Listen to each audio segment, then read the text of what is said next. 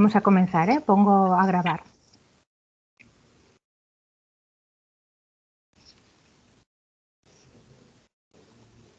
Buenos días, Rubén. Bueno, pues vamos a comenzar. Muy buenos días a todas y a todos. Espero que estéis muy bien, con salud y con ánimo positivo.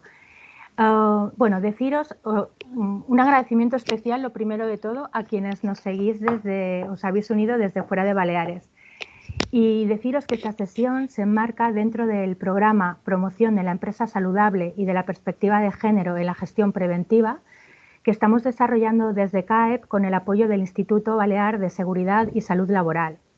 Tenemos claro que las empresas que dirigen su gestión hacia la excelencia y hacia el modelo de empresa saludable, con una gestión integral de la salud física, emocional y mental de las personas, se convierten en organizaciones más competitivas y más sostenibles. Y también tenemos claro que ahora, con los avances jurídicos y sociales que se están produciendo para la igualdad efectiva entre mujeres y hombres, es momento de que progresemos de manera importante hacia la integración de la perspectiva de género en lo que es la gestión de la prevención de riesgos laborales. Por este motivo, hemos iniciado un programa de información, de sensibilización y de asesoramiento que está vinculado tanto al Objetivo de Desarrollo Sostenible número 3, Salud y Bienestar, como al número 5 de la Agenda 2030, que es el de Igualdad de Género.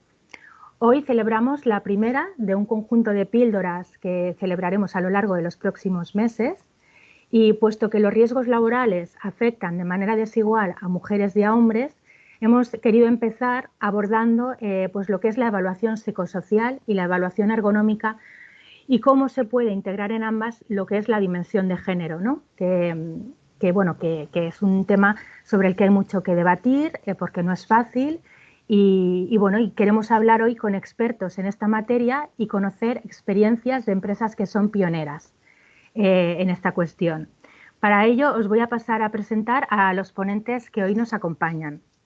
En primer lugar, tendrán la palabra Virginia Abraham, que es directora general de Trabajo y Salud Laboral en el Govern de les Illes Balears. Virginia, muy buenos días y muchas gracias por estar aquí. Virginia está liderando el primer plan de acción en materia de igualdad de trato y de oportunidades por razón de género. Y bueno, pues encantados de que nos acompañes, Virginia. En segundo lugar, contamos con Rubén Castro, que es el director del Instituto Balear de Seguridad y Salud Laboral. Rubén, muchas gracias por apoyarnos siempre en estos programas de salud laboral. Y después de ellos continuamos con la mesa de expertos. Tenemos con nosotros a Diego Gracia, que es ergónomo y psicosociólogo, consultor experto en gestión preventiva y director de Psicopreven, que es una de las empresas colaboradoras de CAEP con las que venimos desarrollando proyectos de prevención desde hace muchísimos años. Diego, buenos días y muchas gracias por estar con nosotros. Contamos también con José Enrique Cueli, que es director de Seguridad, Salud y Bienestar de Mantequerías Arias. Cueli, muchísimas gracias también. Y en el lugar de Borja Marcos, que es el responsable del Servicio de Prevención Mancomunado de Vidrala, por temas de agenda no tenemos a Borja con nosotros y en su lugar nos acompaña Fran Madrid Mínguez, que es técnico del Servicio de Prevención y responsable de prevención en la planta Crisnova de Albacete. Muchas gracias, Fran. Fran y José, pues bueno, hoy son las dos empresas que nos contarán su experiencia, ¿no? En esta materia, porque ya tienen mucho camino recorrido y seguro que de sus buenas prácticas pues nos podemos llevar bastantes cosas interesantes. Confiamos en que tengamos tiempo para unos 15 minutitos de coloquio, de debate, de modo que nos podáis trasladar vuestras dudas, consultas, incluso compartir vuestras opiniones y experiencias. Y ese coloquio va a estar moderado por Katy Cabrer. Katy, buenos días. Katy es abogada y recientemente se ha incorporado en CAEP como una de nuestras 3 agentes de igualdad. Así que tenemos todo este panel de ponentes y una interesantísima hora y media por delante. Por mi parte nada más, daros las gracias a todos y comenzamos. Virginia, tienes la palabra cuando quieras. Nada, pues en primer lugar agradecer la invitación a CAEP y agradecer también la organización de estos espacios de debates, ¿no? Además, en un tiempo que además está este tema que se está analizando y se está viendo a ver por parte de las empresas cómo cómo incorporar esta visión de género, ¿no? Sin duda, uno de los mayores retos a los que nos enfrentamos es la necesidad de conseguir esa igualdad real entre mujeres y hombres. Es importante ahí recordar que el principio de igualdad de trato y de oportunidades entre mujeres y hombres es un derecho básico de las personas, pero además es un derecho de las personas trabajadoras, ¿no? Y yo creo que ese es el enfoque del que tenemos que partir. En los últimos años, como sabéis, ha habido cambios importantes a nivel normativo, con el objetivo precisamente de desarrollar ese principio de igualdad que recoge el artículo 14 de la Constitución española, así como extensa normativa a nivel internacional. Y por citar dos normas importantes, tenemos la Ley Orgánica de Igualdad, que es verdad que desde el punto de vista de prevención, pues habla mucho de toda la parte de maternidad y de lo que son las políticas de prevención de violencia de género en el ámbito del trabajo. Pero además en Baleares tenemos una norma importante, que es la Ley 11/2016, también en temas de igualdad, pero para la Comunidad Autónoma de las Islas Baleares, que ya en su redactado sí que ya habla de manera explícita de lo que es la incorporación del principio de igualdad de género en todas las políticas de salud, incorporando obviamente la parte de salud laboral. El objetivo principal de estas leyes, y como ya sabéis, es el hacer efectivo ese principio de igualdad. No solo eliminando toda la forma de discriminación, que eso es importante, sino además impregnando, y eso tiene que ver con toda la parte de prevención de riesgos laborales, el impregnar todas las actuaciones desde el punto de vista de incorporar la visión de género. Si nos vamos a la Ley de Prevención de Riesgos Laborales, la Ley 31/95, es cierto que no ha profundizado lo suficientemente en la dimensión de género, ¿no? Más allá de toda la parte de lo que es la protección de la maternidad y la lactancia.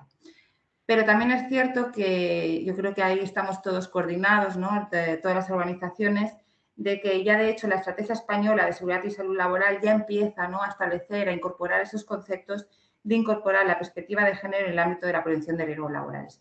Y en esa línea un poco nosotros a nivel de Govern ya estamos trabajando. No solo esos conceptos ya los estamos trabajando por parte del IBASAL, como comentará después Rubén, sino que además hemos incorporado esa visión por líneas de actuación en lo que comentaba Mavia, que será el futuro primer plan de igualdad en el ámbito de las relaciones laborales y salud laboral, que lo que hacemos es precisamente incorporar también esa visión de género. Es un plan que pronto verá la luz, pero que actualmente pues estamos negociando con los agentes económicos y con los sindicatos.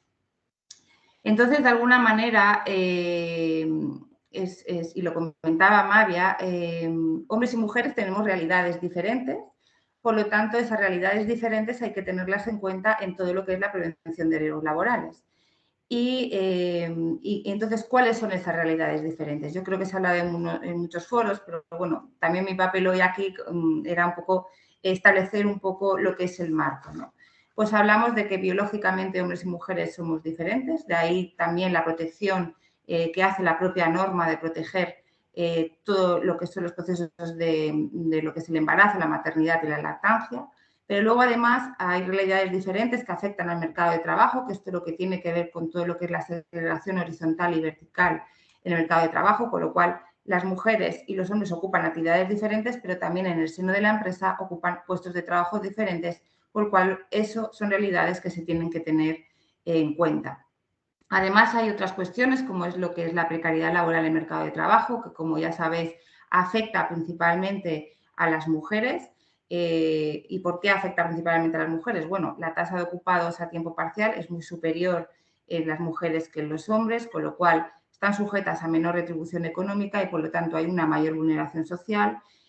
Toda la parte de temporalidad también afecta más a mujeres y a hombres. Es verdad que toda esa parte ahora se está corrigiendo gracias a la reforma laboral, y luego los trabajos que son más feminizados son trabajos que están más infravalorados y además están peor remunerados, ¿no? Y todas esas consecuencias que están ahí, que están en el mercado de trabajo, eso incide también de manera directa y son aspectos que se tienen que tener en cuenta en lo que es la prevención de los riesgos laborales.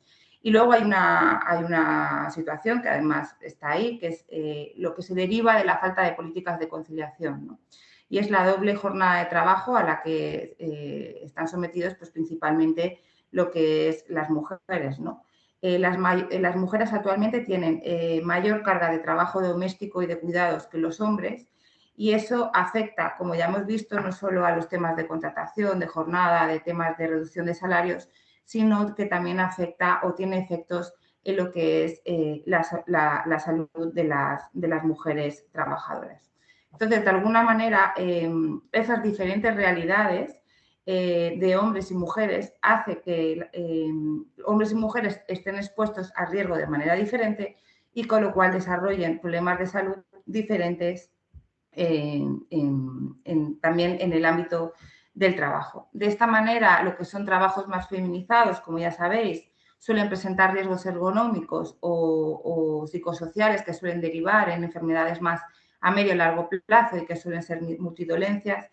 En el caso de los trabajos más masculinizados, eso suele ir asociado a riesgos más de seguridad y con dolencias más de, por ejemplo, tipo de accidente, lo que es traumático, ¿no? Son situaciones que se dan y que, por lo tanto, es importante, por lo tanto, incorporar esa perspectiva de género. Además, creo que es importante en el marco de las políticas de prevención, como ya comentaba, que se recojan esas realidades tan diferenciadas, no solo que se proteja al máximo el embarazo de maternidad y lactancia, y además es importante que a través de la negociación colectiva se debiera mejorar o completar, por ejemplo, lo que recoge el artículo 26 de la Ley de Prevención de Riesgos Laborales, sino que además hay que mirar mucho más allá y también lo debe hacer la negociación colectiva o que se recoja todo lo que son las políticas de prevención en el ámbito de la empresa e incorporar esa dimensión de género en lo que es la seguridad y salud laboral e integrar así la perspectiva de género en la gestión preventiva. Y por mi parte, que me tocaba fijar lo que era un poco el marco de esta mesa, sin más agradecer y nada, quedo aquí para lo que consideréis. Muchísimas gracias. Muchas gracias, Virginia. Sí, ya tenemos el marco general, digamos, ¿no? Hemos hecho un poco la visión global y continuamos con la intervención de Rubén Castro, que, como os decía, es el director del Instituto Balear de Seguridad y Salud Laboral. Rubén. Buenos días a todos y a todas. En primer lugar, gracias, Mavia, y a CAEP por invitarnos a la jornada, por seguir colaborando con nosotros y especialmente por tratar un tema que yo creo que está de actualidad, pero que sobre todo desde el GOEN y concretamente desde la Dirección General del Trabajo, con Virginia al frente, pues es un tema que nos gusta porque creemos que es un tema de justicia, ¿no? Tú hablabas antes de que es cierto que creo que se ha iniciado un tránsito en el ámbito de la salud laboral, desde la prevención de riesgos laborales basada en la seguridad hacia un concepto más holístico, integral de esa empresa saludable, de esa empresa excelente, y evidentemente no vamos a poder hablar de una empresa saludable si no es sensible a cuestiones sociales, y una de ellas evidentemente es la igualdad entre mujeres y hombres. Y lo decía Virginia, es un principio jurídico universal, es un derecho de todos y de todas, pero lo más importante, que es un principio de justicia social. Y esto es lo que no se nos tiene que olvidar a todos cuando estamos gestionando una empresa, cuando estamos gestionando una organización. Es cierto que en el ámbito propiamente de las relaciones laborales, entendido como salario, jornada, etcétera, se han ido haciendo avances, especialmente en los últimos tiempos con reales decretos de regulación de planes de igualdad retributiva, etcétera. Pero estos pequeños pasos que se han ido dando hacia adelante en el ámbito de las relaciones laborales parece que están como un poco estancados en el ámbito de la prevención de riesgos laborales. Tenemos una normativa con un sesgo muy marcado, que es un sesgo masculino. Solo hace falta ver el Real Decreto de Enfermedades Profesionales, qué tipo de enfermedades profesionales recoge, qué tipo de profesiones asocia y actividades. Creo que no cabe lugar a duda, y aquí lo conocemos muy bien con la problemática de las camareras de piso y las consecuencias que tienen, y la problemática para que se les reconozca incluso las enfermedades profesionales que en su momento reconoció la Seguridad Social. Y es que tenemos una prevención de riesgos laborales con una percepción que está basada prácticamente en índices de siniestralidad, ¿no? Parece que los hombres son los que más accidentes de trabajo tienen, incluso que son los accidentes más graves, ¿no? Principalmente porque están expuestos a riesgos de seguridad o a riesgos higiénicos que efectivamente tiene unas consecuencias graves, inmediatas. Pero nos olvidamos, y aquí deriva de esa segregación horizontal que decía Virginia anteriormente, de riesgos psicosociales, de riesgos económicos, que afectan principalmente a las mujeres porque son estas las que ocupan esos puestos de trabajo en el ámbito sociosanitario, en el ámbito de servicios, que están expuestos a este tipo de riesgos y que tienen una mayor afectación a largo plazo, que a veces es invisible, pero que después tiene unas consecuencias muy dolorosas para la salud de estas trabajadoras. Y yo me pregunto, ¿no tenemos herramientas dentro de la normativa de prevención para poder incorporar esa perspectiva de género? Yo creo que hay un principio dentro del artículo 15, yo soy mucho de principios generales, porque luego son los que trascienden a la materialidad, porque son más ideológicos, son más de sensibilidad, que creo que es lo que hace falta en el ámbito de la prevención, empezar a hablar de una sensibilización, de una cultura, y es el artículo 15.1d, que es el principio de que hay que adaptar el trabajo a la persona.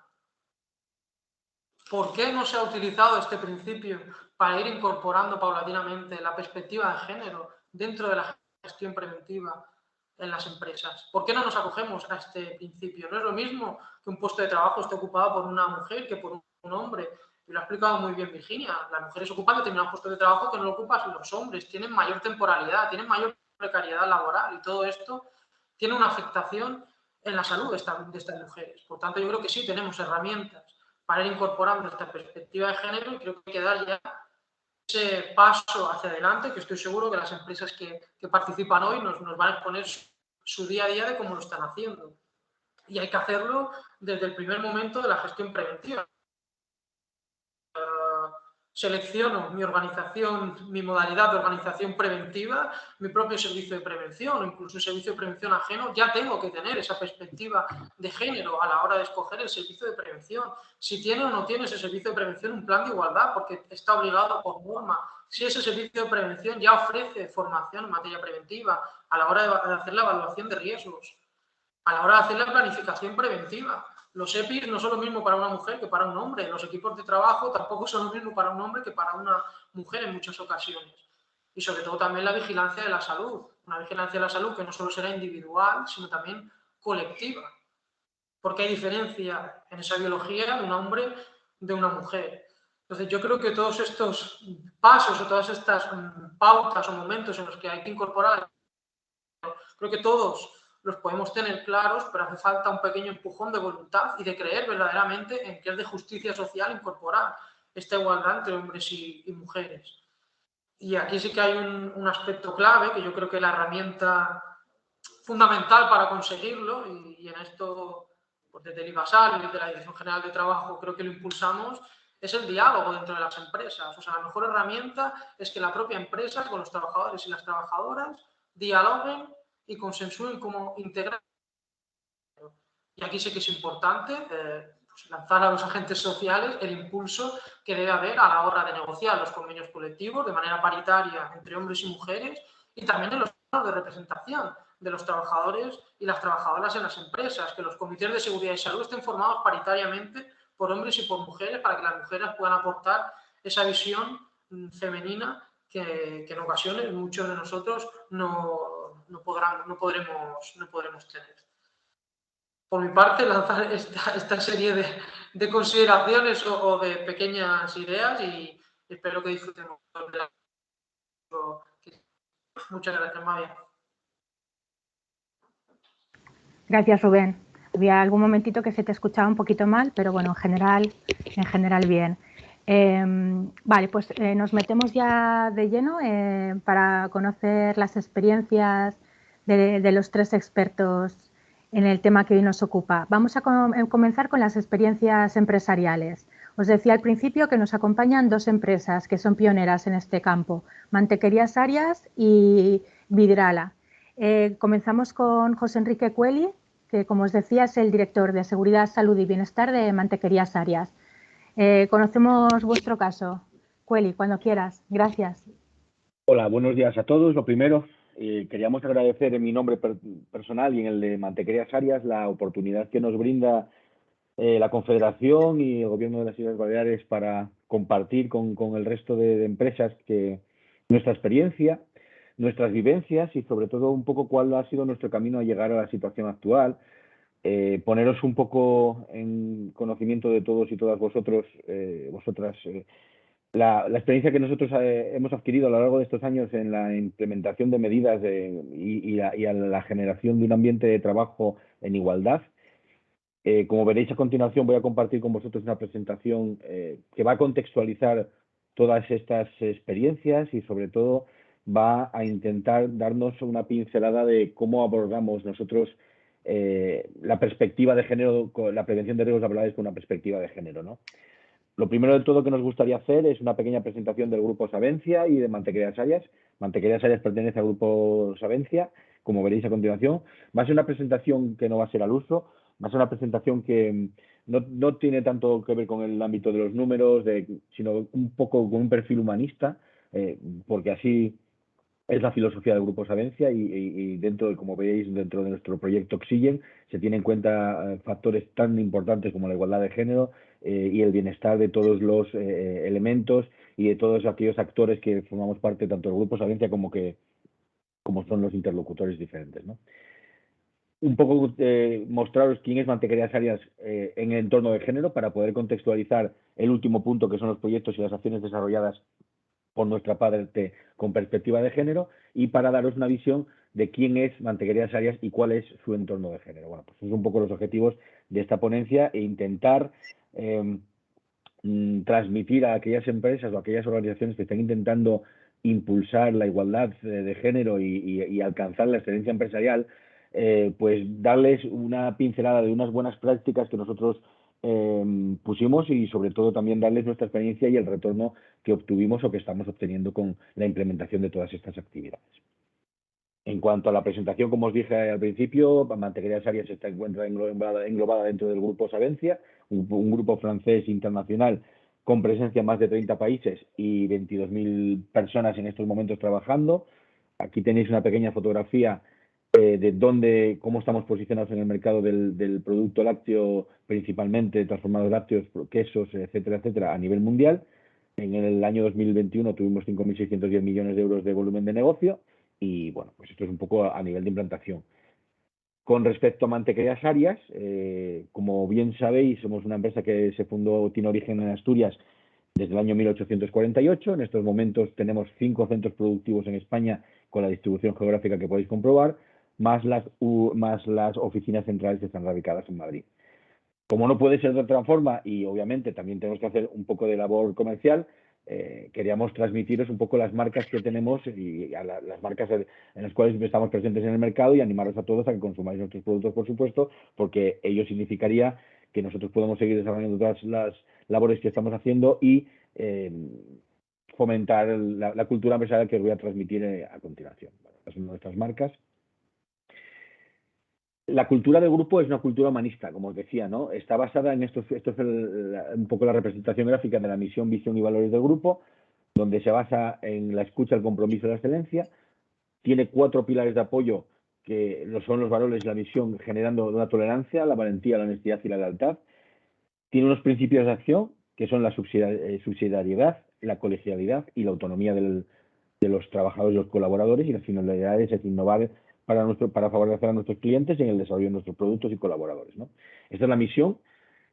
Para desarrollar toda esta misión, el grupo se ha dotado de una serie de herramientas. La principal de todas ellas, desde el ámbito humanista, es el proyecto Oxygen. El proyecto Oxygen es una herramienta que nos permite,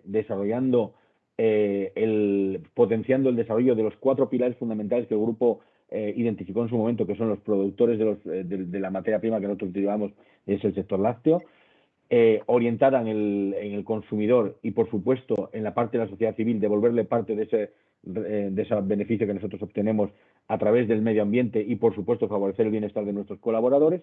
En el marco de este proyecto Oxygen, es el paraguas que ofrece una cobertura a diversas acciones del ámbito humanista, como puede ser, por ejemplo, la igualdad, la estabilidad y la empleabilidad, ¿no? Como os estaba comentando, y dentro de los valores o de los objetivos que se marca para favorecer el bienestar y el desarrollo de nuestros colaboradores, el proyecto Oxygen, marca específicamente el alcanzar la paridad de hombres y mujeres a nivel de managers en 2025. Y remarco lo de a nivel de managers, puesto que como veréis a continuación, un poco en la contextualización que vamos a tratar de hacer de cuál es la distribución de Mantequerías Arias, veréis que es un poco atípica viendo el resto de empresas que se pueden llamar más o menos del ámbito general, ¿no? Puesto que ya tenemos paridad en el ámbito de los colaboradores, pero identificamos que es una mejora, que es necesaria alcanzar la paridad en el ámbito del management. Nosotros, o el grupo, utiliza una dinámica de mejora continua.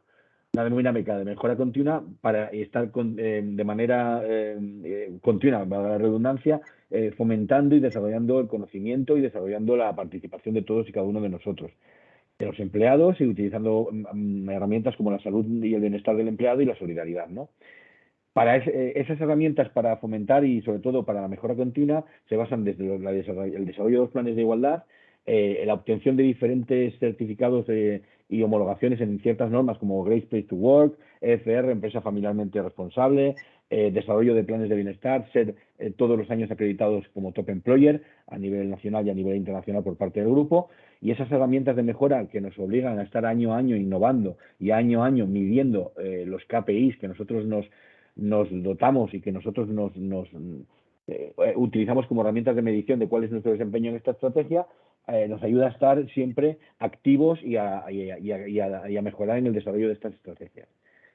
Para finalizar con este punto, con esta parte de la presentación, nos gustaría resaltar algo que nosotros en nuestro momento nos hizo reflexionar, y era un poco ver qué tipo de retorno, qué beneficios le aporta a la organización la implantación de una herramienta tan sumamente necesaria, independientemente de que sea un requisito legal. Es una herramienta muy, muy necesaria, como es el plan de igualdad. Una empresa que no tenga implementado o que lo haga de una manera, vamos a llamarle, meramente cumplidora de unos requisitos legales, lo va a hacer de una manera sesgada, ¿no? De manera que renunciará como mínimo al menos al 50% del talento de nuestra sociedad. Está cerrando un montón de puertas y un montón de acceso a colaboradores y colaboradoras que podrían aportar un talento importantísimo a la propia sociedad que está implementando el plan de igualdad, ¿no? Es una herramienta excelente para mejorar el clima laboral en la empresa. Es muy valorada por los colaboradores y las colaboradoras y es muy valorada en todos los ámbitos. Una vez que este plan de igualdad ha sido implementado de manera real en la empresa, la comunicación y todas las negociaciones y todo tipo de interacción entre la parte empresarial y la parte social, se mejora el clima laboral totalmente, ¿no? Mejora la imagen como empleador, es decir, te ayuda a la atracción de talentos y ayuda a las organizaciones a poder ser una empresa atractiva a aquellas personas que están en búsqueda de empleo. Y por la misma razón, es una buenísima herramienta para la retención de este talento. Actualmente, en una coyuntura normal, nos daremos cuenta que de no ser una organización atractiva, las personas que tengan cierto talento y que tengan una capacidad de movilidad importante en el ámbito laboral, se van a ir a organizaciones que les ofrezcan una mejor perspectiva. Y en muchos casos la perspectiva no es meramente económica, pues sino pues siempre conciliación familiar, horarios flexibles y un montón de factores que hagan que los talentos y las personas que trabajamos en la organización nos mantengamos en ellas durante largo tiempo, ¿no? Y por último, mejora la imagen como empresa y como marca. No podemos olvidar que todos y cada una de las organizaciones, y sobre todo las empresariales, vivimos de nuestra imagen. Pues no es más es importante decir que para nosotros la imagen de marca que tenemos que transmitir a nuestro consumidor una imagen pues de empresa saludable, de un producto responsable con la salud de los consumidores y por supuesto de todos y cada uno de los que estamos inmersos, como os decía, dentro del proyecto Oxygen, de esos 4 pilares que son los colaboradores, que son el medio ambiente, los consumidores y por último los productores de la materia prima que utilizamos, ¿no?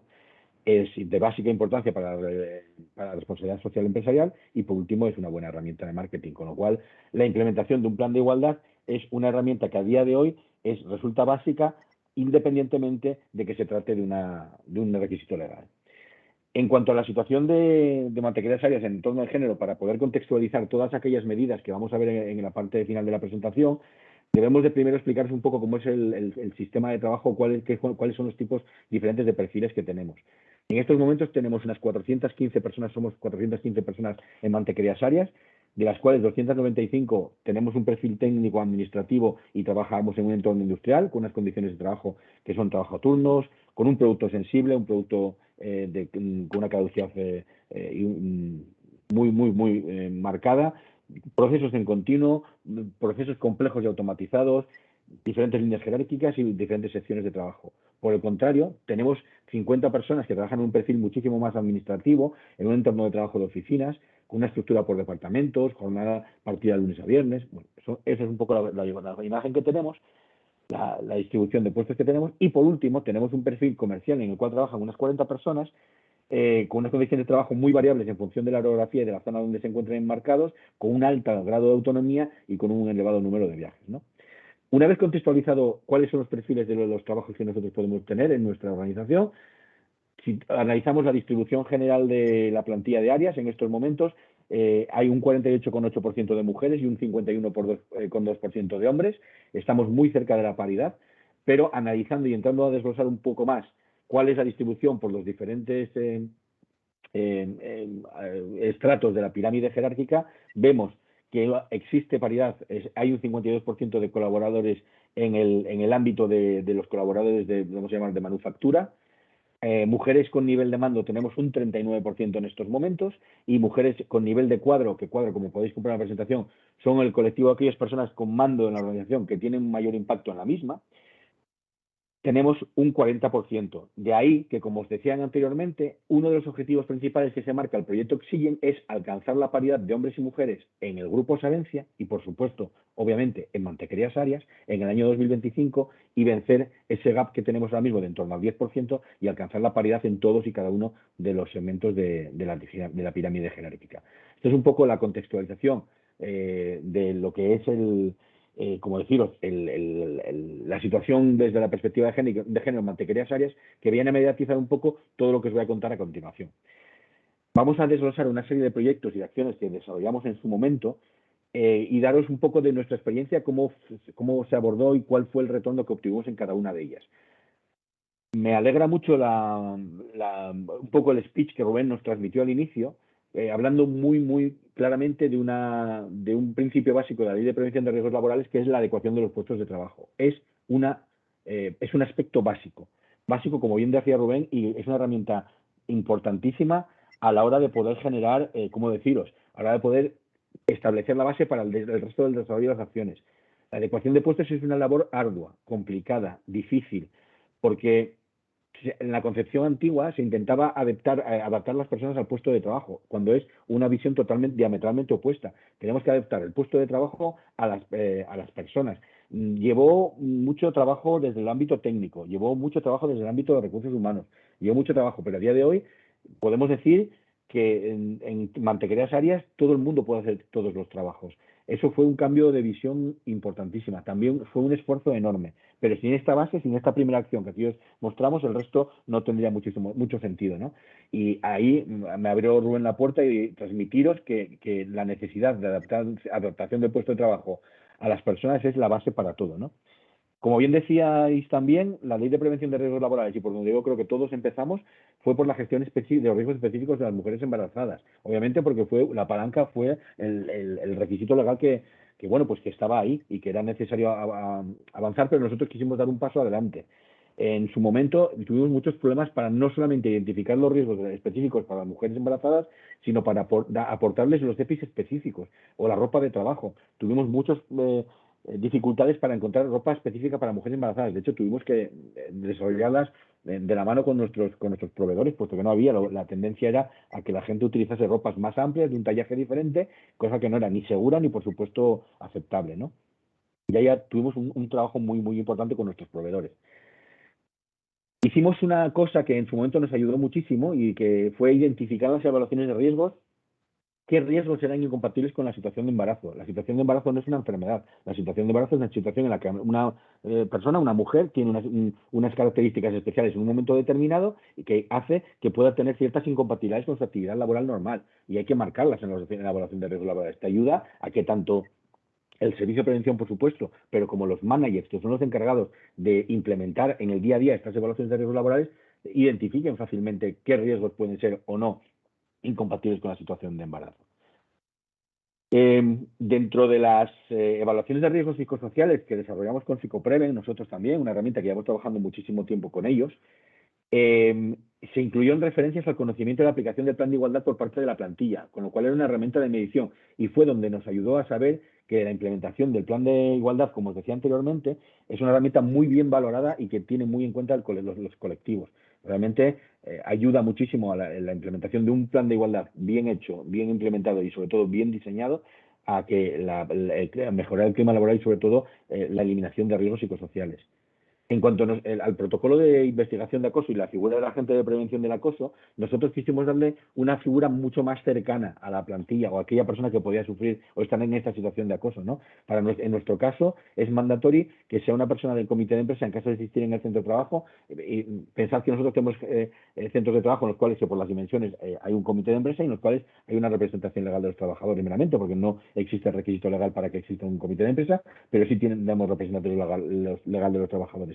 Esta representación ostentaría en este momento pues la labor del agente de prevención del acoso, porque es mucho más fácil una persona, una mujer o un hombre que se siente acosado, pues acercarse a una persona con la cual tiene mucha más afinidad y con la cual tiene una relación diaria, ¿no?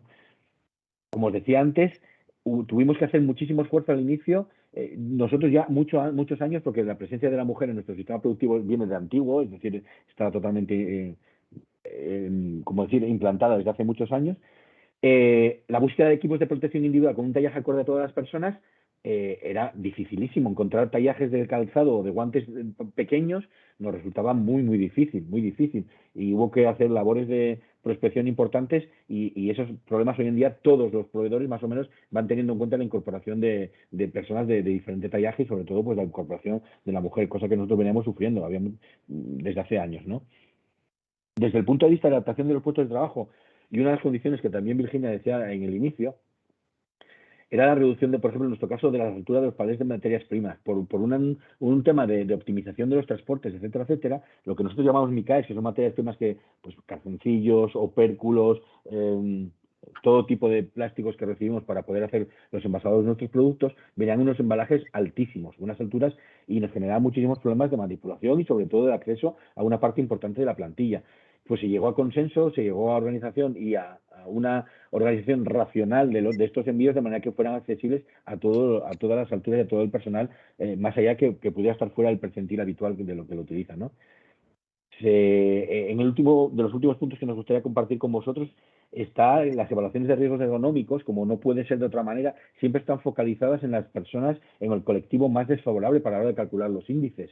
Como bien decía Virginia al inicio, los hombres y las mujeres no somos iguales, tenemos unas características físicas diferentes, pero los puestos de trabajo tienen que estar adecuados para que podamos realizarlos tanto un colectivo como otro, con lo cual las evaluaciones de riesgos siempre tienen que estar, vamos a llamarle, orientadas al colectivo más desfavorable.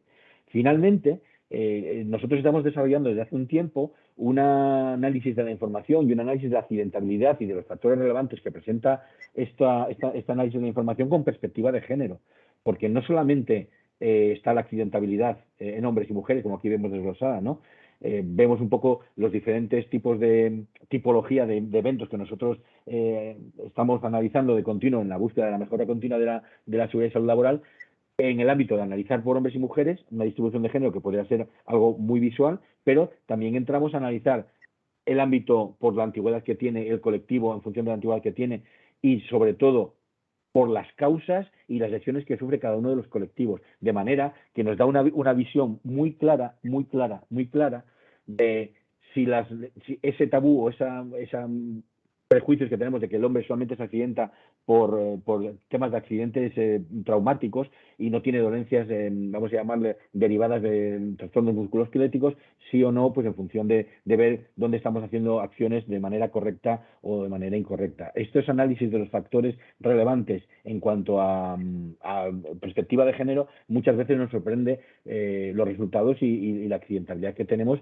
y sobre todo no solamente, sino la siniestralidad que te rompe todo tipo de tabús o de prejuicios que puedas tener, ¿no?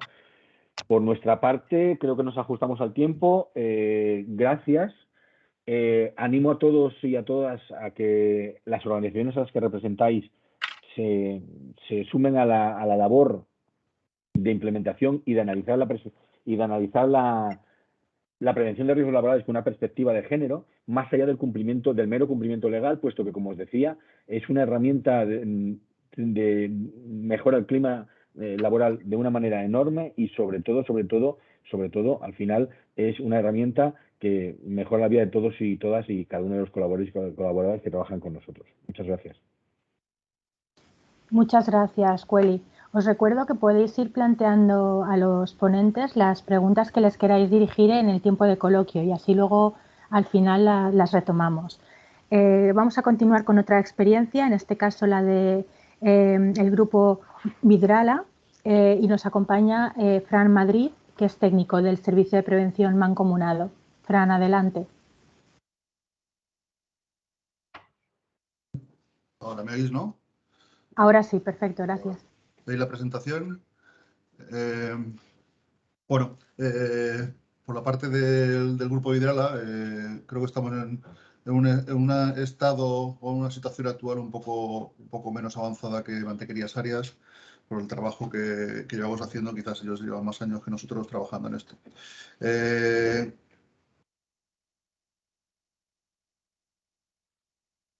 Fran, se ha desactivado el micro, no te oímos. ¿Ahora? ¿Me oís? Ahora, sí, gracias. Bueno, dar las gracias por la invitación que habéis hecho al Grupo Vidrala a participar y mostrar nuestra experiencia en este aspecto. Creo que habéis tocado todos los temas importantes ya, desde la primera intervención hasta la última, antes de mí, de riesgos psicosociales y perspectiva de género.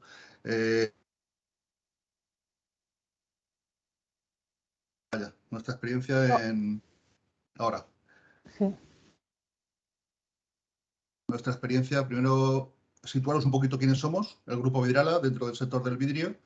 Estamos ubicados por diferentes países. En España tenemos 3 plantas, somos 8 fábricas en total, 19 hornos de fundición de vidrio, 3.700 empleados y más de 8.000 toneladas, más de 8.000 envases, perdón, de 8.000 millones de envases de vidrio hueco para alimentación al año. El vidrio, como sabéis, es 100% retornable, es 100% reciclable y nosotros actualmente tenemos un porcentaje cercano al 50% de vidrio de uso reciclado. ¿Por qué no más? Porque no hay vidrio para reciclar. Vidrio reciclado que podamos meter en nuestros hornos para volver a hacer vidrio nuevo, nos encontramos que no tenemos suficiente. Por eso llegamos al máximo que tenemos, que es alrededor de un 50% de cada una de las nuevos envases que fabricamos son de vidrio reciclado. Es un sector, el sector del vidrio, históricamente bastante masculinizado, ¿vale? Nosotros cuando empezamos con todo esto, 2009, con temas de planes de igualdad, etcétera, que ahora os contaré, el porcentaje de mujeres es muy bajo, era muy bajo. Y imaginaros en los puestos que estaban, ¿no? Siempre eran puestos administrativos o puestos de personal de limpieza y esto es un atraso total. Entonces, todas estas acciones que os voy a contar que hemos ido implementando pues nos llevan a ir aumentando y haber aumentado significativamente el número de mujeres en nuestro sector y seguimos trabajando para ello. Sí que contaron el vidrio al final, es verdad que es un poco diferente a lo que comentaba antes que quería salir, nuestro producto no es una marca como tal, porque todos vosotros cuando bebéis un envase, un refresco, no veis la marca de quién ha fabricado el envase, sino del cliente que llena ese envase, ¿no? Entonces es un poco diferente en ese aspecto. Sí que, claro, evidentemente nuestros clientes nos miran por otra serie de cosas y por supuesto que tengamos una implantación de riesgos adecuada, pues nos auditan constantemente para ver todo esto, ¿no? Para evaluarnos. ¿De dónde partíamos? Como comentaba, pues la gran necesidad y la inquietud de mejorar y de ir incorporando cada vez más en nuestro sector mujeres y hacerlo atractivo para ellas, ¿no? Aparte de ser una necesidad de incumplimiento legal, que es evidente, pues tenemos que parte también de la necesidad de la inquietud nuestra. Porque decíamos antes que es la base de la ley de prevención de riesgo, uno de los principios, la adaptación del puesto de trabajo a la persona.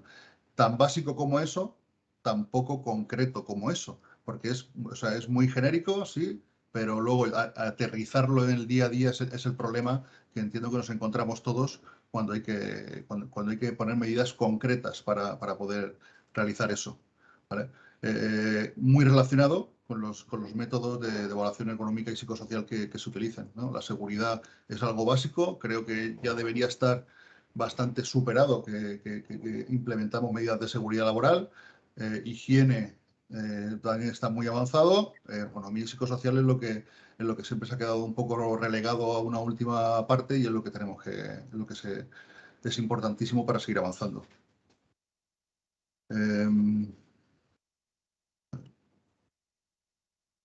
Vale. Bueno, pues no tenemos otra. Un diagnóstico más certero para poder llegar a donde queremos. Planes concretos para aterrizar todo lo que estamos diciendo en el grupo Vidrala. Planes concretos, por supuesto, un plan de acogida inicial muy concreto y muy específico por puesto por puesto de trabajo, ¿vale? Y por género. Un plan de formación exhaustivo a lo largo del periodo de trabajo de todo el personal que tenemos en planta. Y, por supuesto, una figura importante que es el grupo de mandos que estén muy formados y preparados para dar respuesta a todas las personas en cuanto a resolución de conflictos, donde tenemos de todo, ¿no?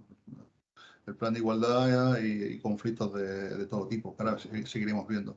Hablamos siempre también de la base con la que se empezó todo, que es la gestión de embarazo y lactancia, ¿no? Parece que era lo más básico en cuanto a igualdad, ¿no?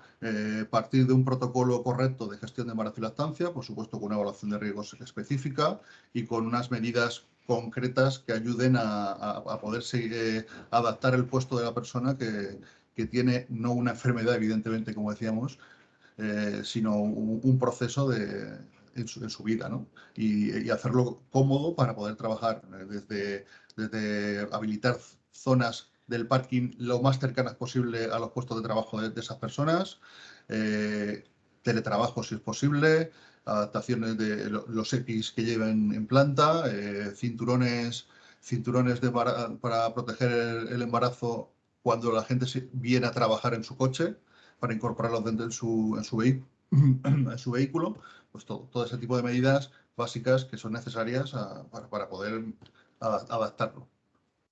Y luego dos cosas importantes, el plan de igualdad y el protocolo único de intervención. El plan de igualdad que se base no solo en ayudar a incorporar más mujeres a nuestro sector, que es evidente, sino también hasta las comunicaciones internas que hacemos, ¿no? Que sean igualatorias, que no sigamos las dinámicas viejunas de machismo, ¿no?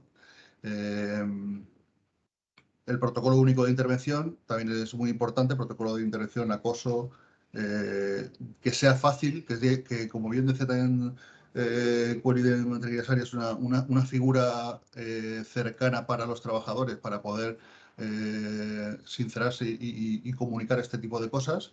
E incluso, bueno, por supuesto que tengamos un protocolo sencillito para poder comunicarlo y que no tenga por qué ser siempre la persona que lo sufre, sino que incluso los compañeros. Aquí en concreto, en una de las plantas, aquí en Quirinoa, tuvimos un caso de este tipo, ¿no? Una comunicación de un acoso y que no lo comunicó la persona que lo sufría, sino que lo comunicaron compañeros, se analizó, se investigó y resulta que sí, que era cierto y se actuó como tal. Sí. Hay otra serie de herramientas que tenemos para poder detectar todo este tipo de cosas, ¿no? Por ejemplo, la entrevista de desarrollo personal, ¿no? Que hacemos anualmente a todas las personas de esta empresa, donde se pueden detectar riesgos psicosociales o cualquier tipo de situación que podamos actuar rápido para solucionarla. Y las encuestas de satisfacción anual. También, aparte de estas entrevistas personales EDP, jefe directo con los operarios, pues la encuesta de satisfacción donde los operarios libremente comunican cuál es su estado o su opinión sobre todo lo que estamos haciendo, ¿no? Realizamos también reuniones periódicas para que la gente pueda fácilmente comunicar sus inquietudes tanto al director de planta como a los jefes de departamento, ¿no? Reuniones periódicas, mensuales, trimestrales, para que todo el mundo pueda pasar y hablar libremente sin ningún problema. Y luego 2 puntos también importantes que me parecen básicos, que es que en vigilancia de la salud, tengamos 2 actuaciones. Por un lado, la detección durante los reconocimientos médicos, una pequeña evaluación, un cuestionario que pueda detectar principios de riesgo psicosocial, y luego las memorias anuales de vigilancia de la salud, que puedan tener un estudio epidemiológico por género que nos aporta bastante. Les puedo asegurar que los resultados epidemiológicos anuales por género nos aportan mucha información muy concreta. Y es curioso, además, los resultados que salen ahí, igual que ha comentado mi compañero de Mantequerías. Y luego, en parte de ergonomía, el profesiograma. Nosotros hemos realizado durante estos últimos años un profesiograma exhaustivo, ¿vale? Donde detectamos las capacidades y facultades psicofísicas de todos los puestos de trabajo para poder actuar directamente en los factores de riesgo que catalogamos como nivel 4 o nivel 3, y así conseguir hacer más atractivos los puestos de trabajo para todo el mundo, ¿no? Y en concreto tenemos puestos de trabajo que no tenemos mujeres y que queremos fomentar su desarrollo ahí, y para eso... Disculpa, es que no sé si tienes a alguien contigo. Cris. Porque... Sí. Disculpa, pero es que se escucha mucho a alguien hablando. Perdona. Con este profesional hemos conseguido detectar puntos concretos de actuación ergonómica y de entorno de trabajo para poder hacer mucho más atractivos los puestos a todas las personas. Vale.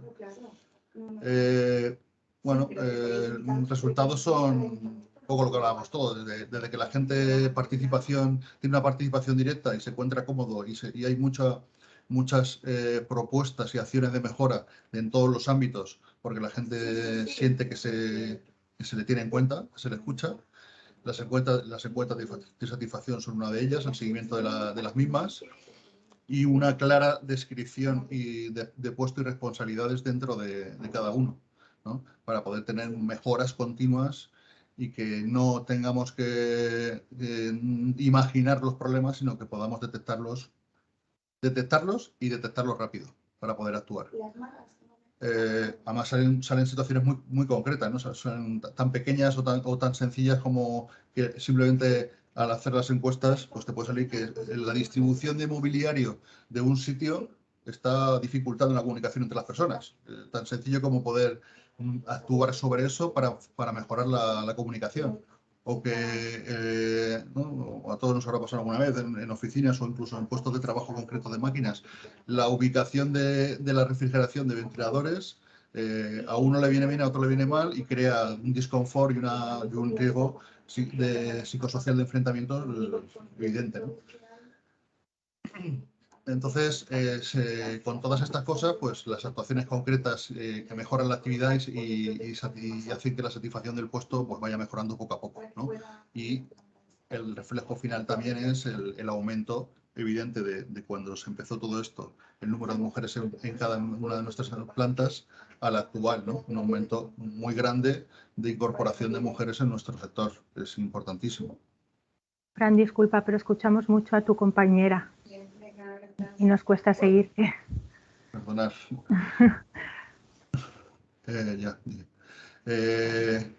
Entonces, dentro de todo, un poco un resumen de lo que yo creo que es más importante para nosotros en esto. Estos 4 pilares de la evaluación de riesgo como método cualitativo, no solo el cuestionario, bueno, os lo explico ahora un poco más detallado. Evaluación de riesgo método cualitativo, el profesiograma, el cuestionario psicosocial unido con la vigilancia de la salud y el protocolo de conductas inapropiadas, ¿vale? En cuanto a la evaluación de riesgo método cualitativo, nosotros hacíamos de vez en cuando, cada 3 o 4 años, una evaluación de riesgo psicosocial y con ese informe pues intentábamos tomar medidas. Bueno, se detecta evidentemente que no era suficiente, hemos pasado a hacerlo anualmente con un porcentaje de la plantilla, con 30-40% de la plantilla cada año, para que todos los años tengamos un input de información que nos pueda hacer avanzar y tomar medidas concretas inmediatas, ¿no? Y eso unido con la vigilancia de la salud en cada reconocimiento médico,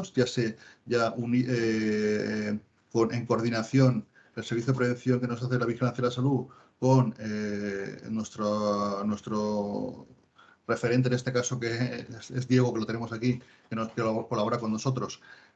Coordinación entre las tres partes, se hace un cuestionario psicosocial en cada reconocimiento médico que nos da ya también herramientas e información para poder actuar. En concreto, el año pasado, en los reconocimientos médicos, se detectó un factor ridículo en un puesto de trabajo que no iba a ser evaluado ese año como con el método cualitativo. Sin embargo, cambiamos el paso, metimos directamente ese grupo de puestos de trabajo para que se evaluara y se viera qué es lo que estaba pasando. Vale, o sea, y la detección rápida es importantísimo y que entre en vigilancia de la salud es clave. El protocolo único para nosotros, el protocolo de conductas inapropiadas, pues es una herramienta que desde que la tenemos ha habido algún caso detectado y además la gente coincide de que es importante tener la manera de actuar y es importante que tanto el comité de empresa como la empresa pues estén muy coordinados en esto y sea muy sencillo de comunicar para que nadie por miedo se quede atrás, sino que se comunique rápidamente, incluso los compañeros. Y el profesiograma que os comentaba, que nos va a dar un montón de inputs, tenemos ahí un montón de inputs para actuar y que conseguimos con ello hacer mucho más atractivos los puestos de trabajo para que todo el mundo pueda acceder sin problema. Y nada más, en principio, muchas gracias. Muchas gracias, Fran. Última intervención, la de Diego Gracia, y empezamos con el coloquio para que podáis preguntar.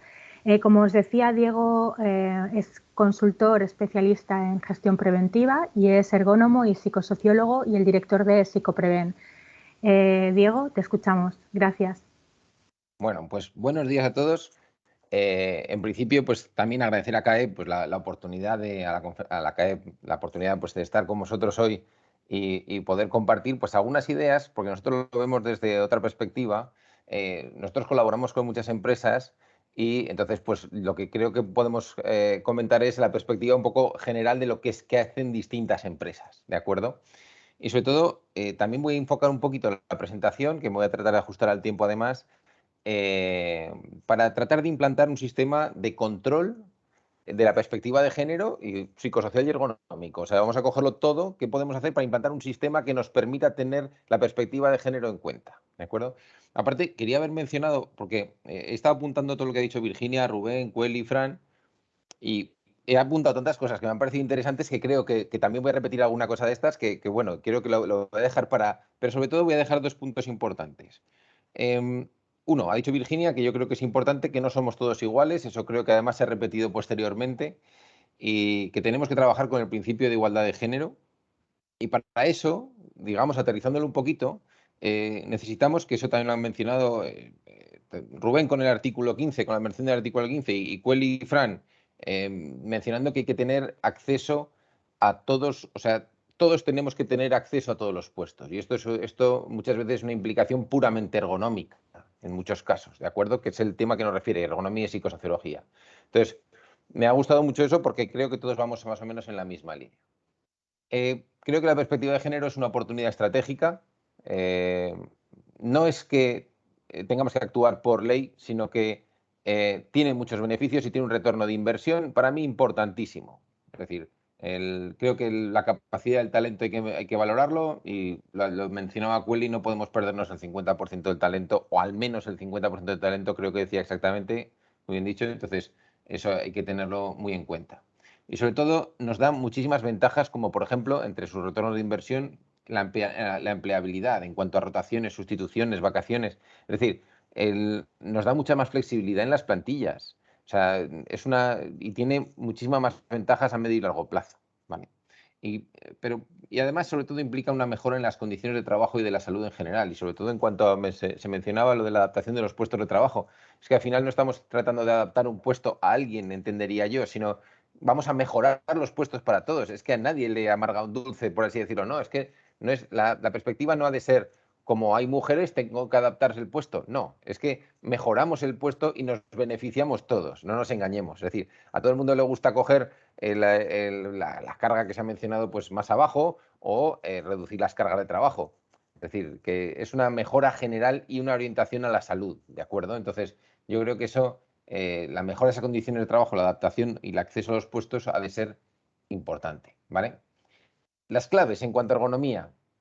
Yo creo que es lo que acabamos de mencionar, es la mejora de puestos. Mejoras ergonómicas es igual a reducción de riesgos, independientemente del género. Entonces, hay que mejorarlos, ¿de acuerdo? Esto significa también que tenemos que adaptar medidas, que aplicar medidas en todos los puestos de trabajo, ¿de acuerdo? Y sí que es cierto que muchas veces el problema de la ergonomía no es cómo la diseñaría yo en un plan, sino qué es lo que tengo ahora mismo y cómo lo adapto, que es una realidad completamente distinta a lo que podemos ver en la teoría, ¿de acuerdo? Entonces, sí que es cierto que muchas veces te encuentras que los mimbres son los que son y hay que adaptarlos, y eso también cuesta esfuerzo y dinero. Entonces, pero bueno, eso no significa que no haya que hacerlo, sino que hay que hacerlo, pero poco a poco y que no es tan rápido muchas veces como quisiéramos, ¿de acuerdo? Yo creo que otra clave en la ergonomía es tener control mediante la incidencia y epidemiología.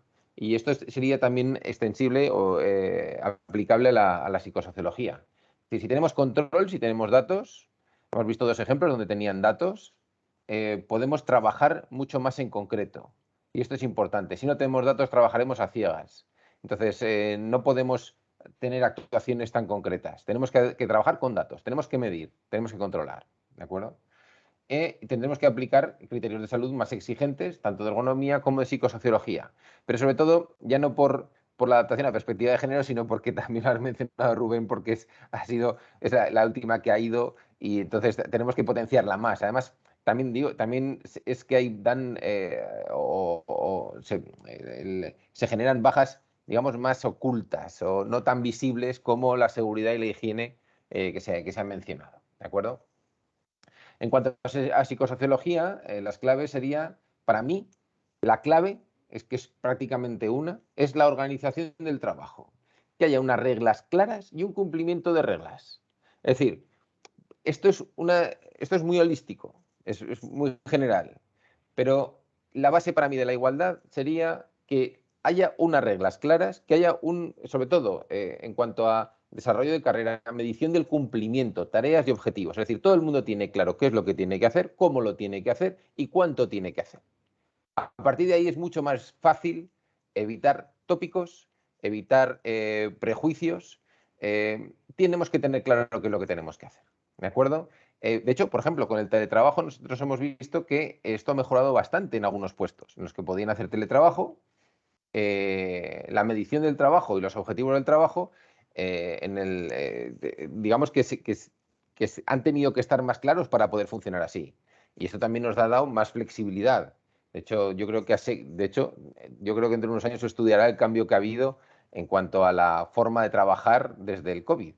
Porque el teletrabajo, que para mí es una ventaja fundamental para mi adaptación de vida laboral y familiar, yo creo que ha venido para quedarse y yo creo que nos tenemos que darle la bienvenida, ¿de acuerdo? En la medida de lo posible, pero tenemos que darle la bienvenida. Entonces, yo creo que la organización del trabajo tiene que ser clara en cuanto a las reglas y cumplimiento de reglas. Y sobre todo, en cuanto a 4 puntos importantes, que sería el desarrollo de carrera, qué requisitos tenemos para ascender, para poder desarrollarnos. Es un factor de riesgos psicosociales. Se evalúa en casi todas las metodologías de riesgos psicosociales. Si se informa de las vacantes. En cuanto a comunicación, ¿qué información tenemos? ¿Cómo llega la información para poder trabajar, etcétera, etcétera? Ya he comentado lo de la medición del cumplimiento, tareas y objetivos claros, definiciones de puestos, profesiogramas. Es decir, al final tenemos que tener claro qué hay que hacer, cuánto y cómo.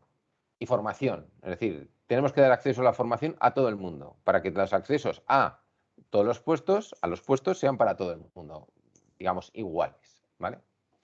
Elementos principales de dirección y mejora continua. Yo diría que vamos a dividirlo en 3, luego voy a desarrollar un poquito el tema, pero sería epidemiología, Evaluaciones con revisiones médicas, evaluaciones de riesgos, control de la incidencia, hay que controlar, sobre todo hemos visto el control que tienen dos empresas en cuanto a accidentes, siniestralidad, distintos tipos de bajas, distintos tipos de riesgo ergonómicos y psicosociales y según la epidemiología y demás, qué medidas preventivas aplicamos. Comentaba Fran también al final bueno, que la actuación, digamos, la contigüidad temporal entre la detección y la actuación es importante, es decir, hay que actuar rápido. Entonces, y eso también, si detectamos bien, nos permitirá también actuar más rápido. Eso significa que reduciremos los riesgos antes, es decir, la exposición bajará también, ¿vale? En cuanto a la evaluación de riesgos, psicosociales, nosotros hemos notado un cambio importante de hace 2-3 años solo a esta parte, ¿vale? Sobre todo, una de las claves o de los temas importantes sería introducir la variable género, sobre todo en la aplicación de cuestionarios o entrevistas. En las entrevistas es muy sencillo porque se ve, pero en cuanto a cuestionarios, poder también trabajar por género. Entonces, en concreto, nosotros lo que hacemos es, cuando ayudamos a hacer las evaluaciones de riesgos psicosociales, es, si vemos resultados distintos por género, informamos. Y la actuación se podría distinguir, depende, porque hay mucha casuística, ¿eh? No es tan sencillo decir, pues, pero digamos que si hay distinción entre la variable de género, pues podemos actuar de una forma u otra. O sea, que una de las variables a aplicar en las evaluaciones de riesgos psicosociales yo creo que sería preguntar sobre el género, ¿vale? Nosotros siempre damos 3 opciones de género. Entonces, según las opciones, pues podemos dar los datos en estas 3 resultados. Nosotros tenemos 3 resultados según las variables de género. Y sobre todo, la toma de datos cualitativa consideramos que es más importante porque vemos mucho más detalle que la toma de datos cuantitativa, cuestionarios. ¿Por qué? Porque no todos, además, o prácticamente ninguno tiene en cuenta este tipo de perspectiva, ¿de acuerdo? Entonces, o es muy limitado los factores o la medición de los factores. Entonces, tenemos mucha más información si tomamos datos de forma cualitativa. ¿Por qué? Porque nos lo va a contar una persona. Una o varias. Que cuando digo una es porque nosotros aconsejamos siempre que sea de uno en uno, pero digamos que siempre son muchas personas las que te dan una perspectiva y con todo eso tienes muchísima más información para mejorar la actuación, ¿vale? Y en ergonomía sería aplicación de las máximas protecciones en ergonomía. Hay distintos métodos ergonómicos, sobre todo de manipulación manual de cargas, de empujes y arrastres, que hay una distinción en cuanto a los niveles de protección. La idea es que desde ya, siempre sería aplicar el máximo nivel de protección. ¿Por qué? Porque también ha dicho Virginia, es que no somos todos iguales, la antropometría es distinta. Entonces, es que medimos distinto las longitudes de las extremidades superiores, longitudes de las piernas, del espacio sentado, son distintas. Hay que adaptarlo para que todo el mundo pueda acceder a los mismos puestos, ¿de acuerdo? O que los puestos sean flexibles, ¿de acuerdo? Y sobre todo una detección multidireccional. Para esto yo creo que es importante, en este caso, los que más nos encontramos, bueno, podemos detectar en reconocimientos médicos y en consultas médicas. Eso yo creo que es una labor importante a tener en cuenta, que la labor de confesionario que tiene Vigilancia de la Salud es muy, muy aprovechable, ¿vale? De confesionario o en el protocolo, digamos, de oficio, en los reconocimientos médicos. Y yo creo que siempre se debe colaborar con Vigilancia de la Salud, que es un actor fundamental. Y el otro actor que nos encontramos siempre en la ecuación es recursos humanos, ¿vale? Y los delegados de prevención. Y aparte, en la detección, pues establecer un protocolo de acoso establecer protocolos de acoso que me permitan detectar protocolo de acoso sexual o por violencia en el trabajo, ¿de acuerdo? Hay empresas que tienen los dos, hay otras empresas que lo tienen unificado, pero al final es un sistema de detección del acoso también, ¿de acuerdo? Esto solo es en algunos casos, pero el sistema de control habitual se deberá de realizar, creo yo, mediante reconocimientos, consultas y evaluaciones por la parte de prevención de riesgos laborales, ¿vale? Acciones prácticas iniciales en cuanto a psicosociología. Desarrollo y aplicación de códigos de conducta en resolución de conflictos, ¿vale? Sobre todo porque ayudan a la reducción de los conflictos. Si yo tengo claro cómo tengo que actuar, qué conductas tenemos que tener, no está de más, yo siempre digo que no está de más dejarlo por escrito y que se lea de vez en cuando, porque si no siempre podemos caer en los tópicos y demás, influencias culturales pasadas y demás. Entonces, es mejor dejarlo por escrito, dejarlo claro. Aquí se actúa de esta forma. Los protocolos de conducta en muchas empresas han funcionado fenomenal.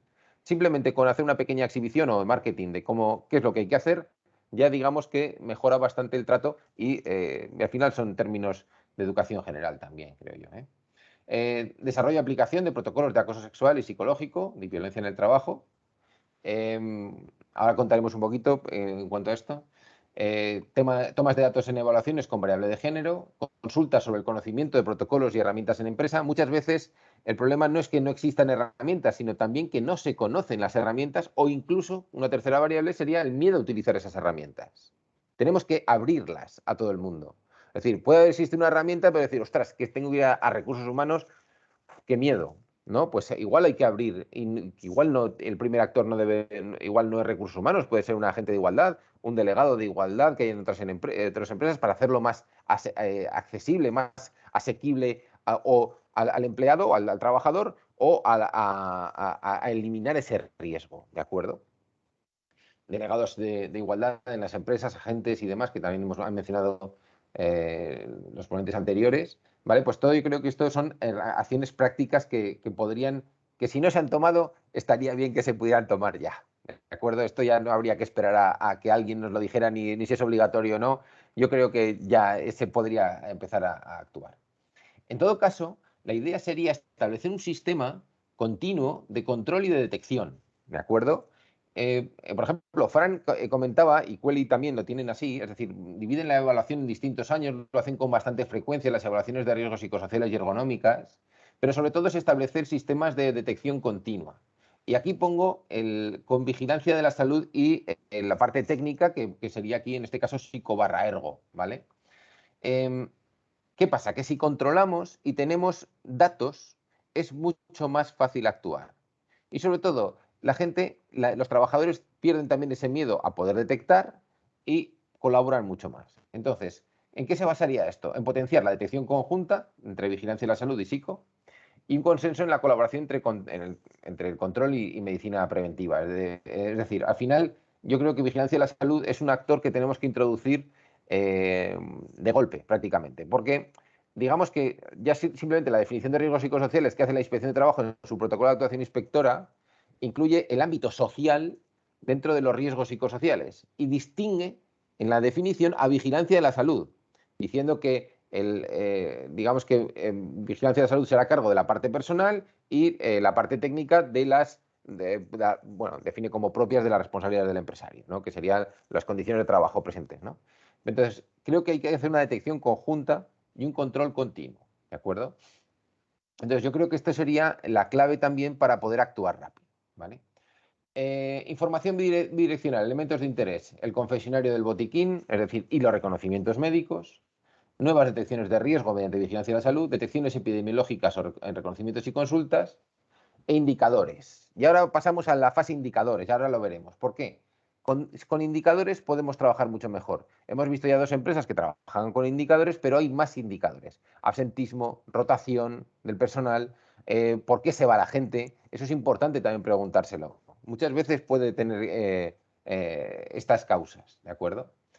Un detalle en cuanto a los protocolos de acoso, yo siempre digo que sería conveniente reducir el nivel de detección de acoso a conflicto. Es decir, si tenemos un protocolo de acoso sexual o un protocolo de acoso de por violencia en el trabajo, el acoso sexual lo veo más claro, pero sobre todo el de violencia en el trabajo, la idea es detectar en la base del conflicto, mediante agentes, delegados, gente incluso intermedia, antes de llegar a recursos humanos.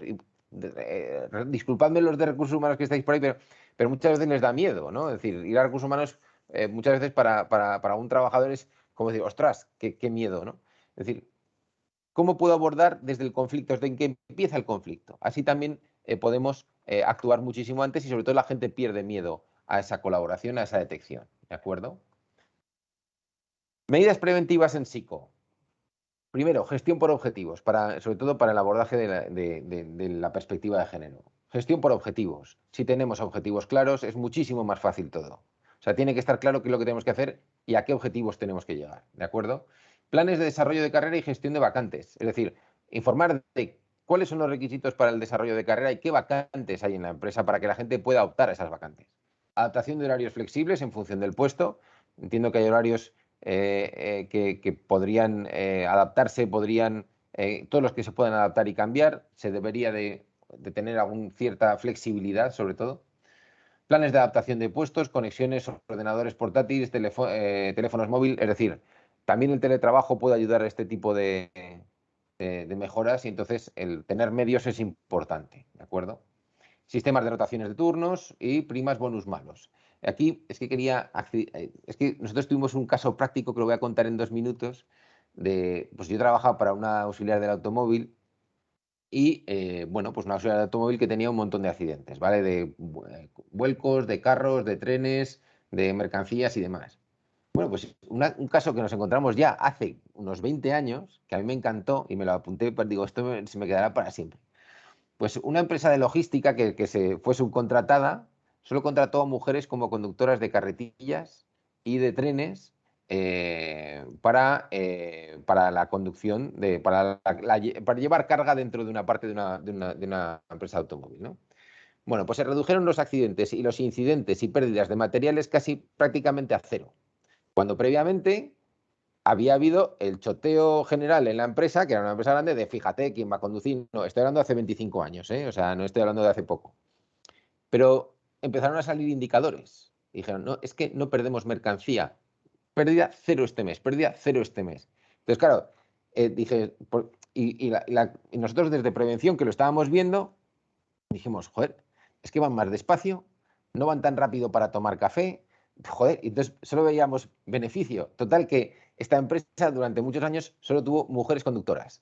Entonces, pero es un ejemplo de que hay puestos que están masculinizados, pero que si se sale, te das una sorpresa de decir, coño, perdón, pero dices, ostras, que funciona fenomenal.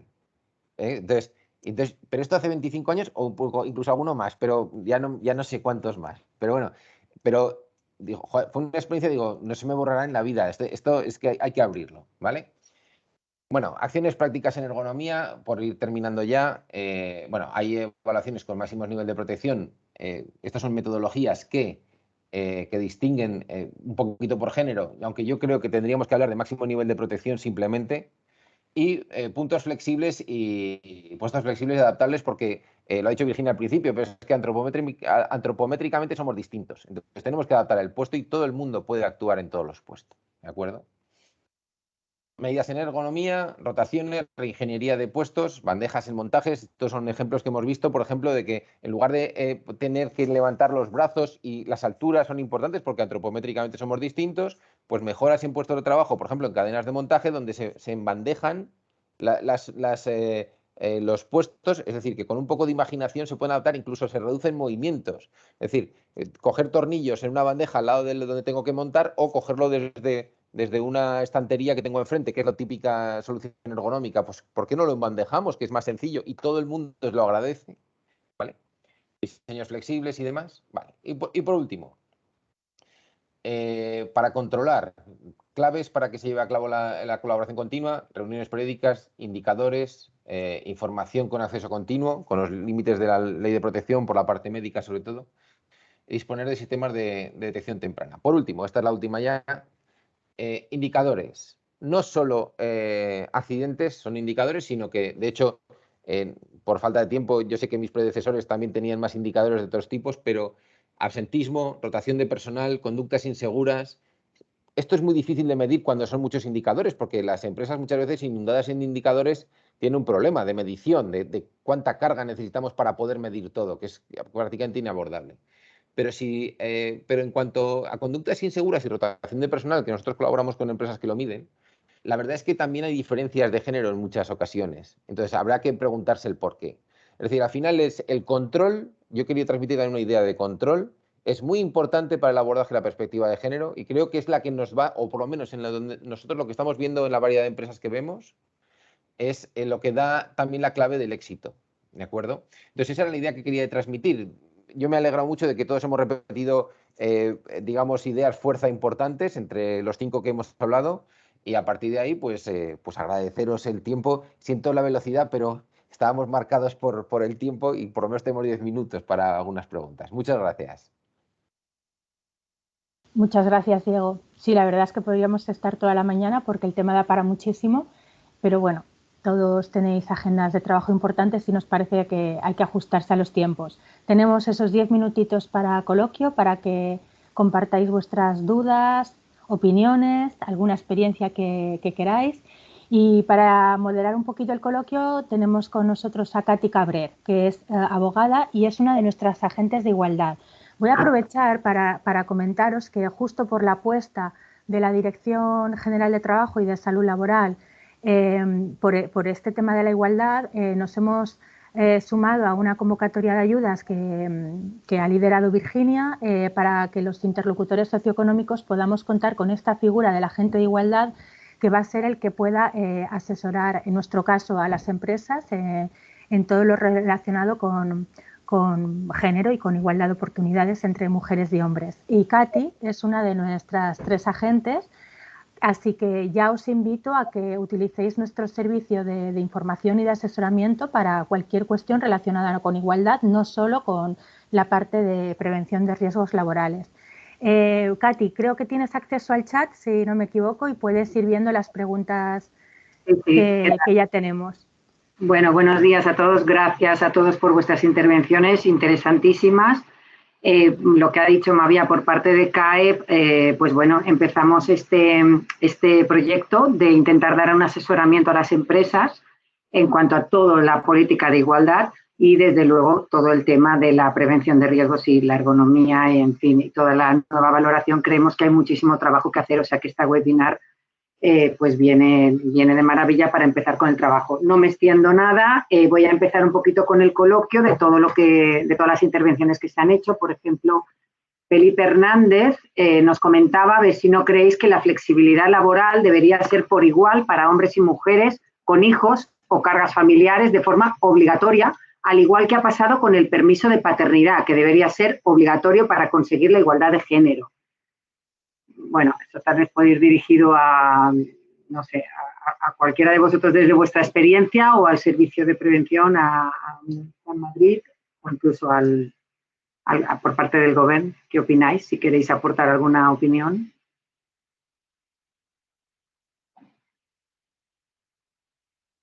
Bueno, yo realmente creo que independientemente que exista una obligatoriedad o no en ciertas figuras y ciertas, por supuesto que la igualdad tiene que ser abarcar a los 2 géneros, por supuesto, pero influye mucho la organización, el talante de la organización y cómo afronte esa, cómo decir, cómo tome la adopción de esas medidas por parte de la ley. Es proteccionista, por supuesto, pero ahí el trabajo de las empresas es básico de cara a dar normalidad al disfrute de esos permisos o de esas licencias, ¿no? Al menos en nuestra organización está totalmente, ¿cómo deciros?, implementada, pero sí es verdad que haciendo un análisis externo, pues posiblemente en algunas organizaciones todavía haya mucho trabajo por realizar. Y ahí la verdad es que, bueno, igual que antes alguien preguntaba en otra pregunta que cómo se abordaría la inclusión de mujeres en ámbitos tan sumamente masculinizados como puede ser obras o tal. Nosotros teníamos perfiles de puesto, como os dije en la presentación, o puestos de trabajo muy masculinizados por la actividad que desarrollaban, como una puesto de recepción de leche, con trabajos en altura, en la toma de muestras en las cisternas, etcétera, etcétera, etcétera, por cada de trabajo, y fue trabajo de adaptación de puesto, fue una labor de adaptación de puesto y de romper tabús, lo que nos ayudó y a demostrar que esos puestos sean perfectamente desarrollables tanto por hombres como por mujeres. No puedo decir mucho más. Sí, en ese sentido, Felipe Hernández también comentaba que como el peso máximo de cargas es de 25 kilos en hombres y 20 en mujeres, ¿cómo eliminar ese factor del 20% productivo mayor en hombres que en mujeres? Por ejemplo, maquinaria, robotización. Bueno, yo creo que existe un error importante con respecto al límite máximo de carga. Son unas condiciones ideales que no se deben alcanzar nunca. Debe haber un estudio previo ergonómico, porque el decir que el 25 kilos es el máximo manipulable por un hombre, ya la propia legislación dice que son en situaciones ideales que no se dan casi nunca. Con lo cual, debe llevar un estudio ergonómico, que esos son tabús que tenemos que vencer, independientemente de ese 20% de diferencia para 20 kilos para las mujeres, ¿no? Con lo cual, 25 kilos puede ser perfectamente inasumible, porque yo creo que la idealidad no existe casi nunca, y esos 25 kilos es algo que tendría que ser en situaciones, vamos, altamente improbables. Por parte de María García de Lima se nos pregunta a ver si existe alguna estadística del 2021 sobre el porcentaje de teletrabajo de hombres y mujeres y si este ha aumentado el tiempo de trabajo diario doméstico familiar en el caso de las mujeres. ¿Hay alguna estadística o manejamos algún dato? Yo sí queréis por aportar, aunque no tengo estadística, por lo que hemos visto, el teletrabajo se ha dado en los puestos que se ha podido teletrabajar, sobre todo fuera de producción. No hay estadística, dependerá del número de personas o del número de mujeres y hombres que haya en cada uno de los puestos. Lo que sí que hemos visto en todas las... nosotros hemos hecho entrevistas a gente que estaba teletrabajando, preguntándoles sobre el teletrabajo, sobre 4 aspectos importantes del teletrabajo. Y una de las características generales que nos hemos encontrado nosotros es que se alarga la jornada porque se intercala el trabajo doméstico. Entonces, digamos que se aumentan los descansos, se hacen 8 horas, pero alargadas, ¿de acuerdo? Ahí a discutirse con la legislación laboral, quiero decir, eso es ahí, depende cómo se aplique, ¿no? Pero la cuestión es que es un trabajo flexible. ¿Por qué se alargaban estas jornadas? Pues porque bajo al niño al colegio y luego tengo que ir a recogerlo. Porque mis pausas son distintas, porque así me adapto también al horario de mi familia. Eso que lo hemos vivido todos, a mí me ha encantado la experiencia. De hecho, yo quiero seguir así siempre, pero sí que es cierto que en lo que hemos visto en la mayoría de los casos es que se alarga la jornada porque digamos que las pausas se hacen más largas para poder, digamos, adaptarte a tu vida familiar. Pero estadística en sí yo, por ejemplo, no conozco. Es verdad que esto estaría un poco ligado luego con la desconexión digital, que hay un momento en el que hay que, digamos, parar. Y es verdad que esta prolongación de jornada a veces, porque es más cómodo, ¿no? Pero sí que es verdad que habría que combinar los dos aspectos. Nos pregunta Lidia Martín, ¿qué preguntas tendría que contener ese cuestionario sencillo que podrían pasar en el reconocimiento de los trabajadores que se ha comentado que sería una vía a la hora de hacer el reconocimiento y la evaluación de la salud de los trabajadores, pasarles ese cuestionario? ¿Qué preguntas podría contener? Yo, si queréis, os respondo también un poco genérico. A ver, nosotros en lo que hacemos es basarnos en 3 o 4 preguntas que los sanitarios hacen en la anamnesis habitualmente conforme les viene bien a ellos. Sobre todo, no es la pregunta exactamente, sino el tema. ¿De acuerdo? Los temas son si existe algún conflicto dentro de la empresa en este tipo de conflictos, o tienes algún conflicto dentro de tu trabajo o problemas de estilo de liderazgo, ¿de acuerdo?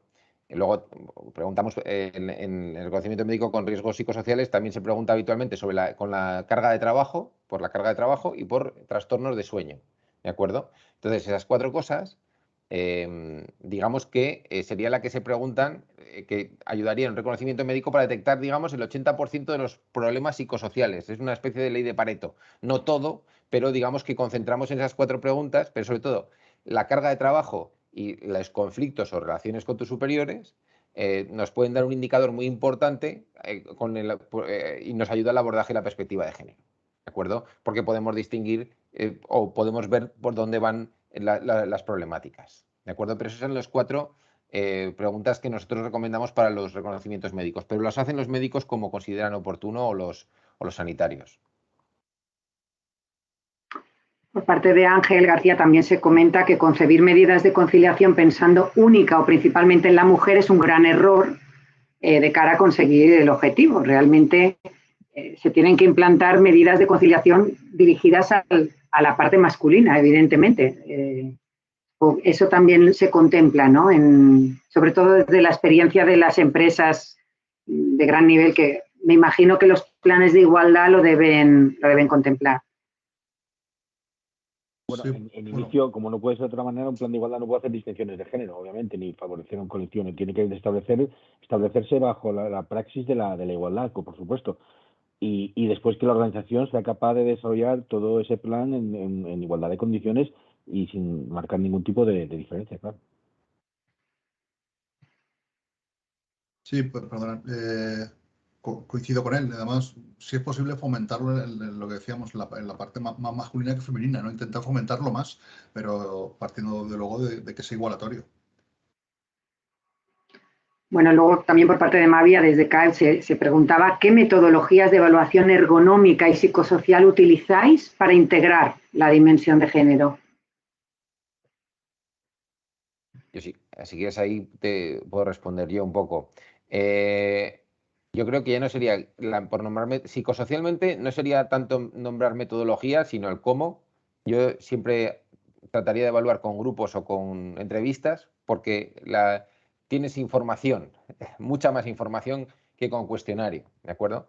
En cuanto a ergonomía, yo, por ejemplo, he puesto la transparencia aunque he leído que la pregunta la había lanzado antes Mavia, que entonces, Sí, Diego, luego tú abordaste el tema. Entonces, pues, a ver, tenemos tanto el Ergomater, que es al final es un real decreto del instituto, la evaluación de cargas de cargas de trabajo del Instituto Nacional de Seguridad y Higiene, las tablas de SNUC y Cirielo y la ISO correspondiente. Bueno, la ISO no es distinta, pero que es en cuanto a empujes y arrastres, pero al final, digamos que siempre sería establecer. Yo creo que es un error porque de las metodologías porque son muy viejas.